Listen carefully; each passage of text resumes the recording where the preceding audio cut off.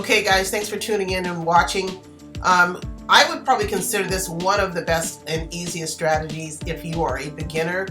Take note of the settings, write them down, and the purpose of the video is so you can see how the candles form and where you need to be taking your entries on all of these uptrends and downtrends. Make sure you subscribe, turn on your notifications. You're going to see many different uptrends that are taken on this strategy. Pay attention to where everything is at, from your EMA, your zigzag, where the trend cycle is at the bottom. That's the purpose of doing my videos, at least. I was a beginner too.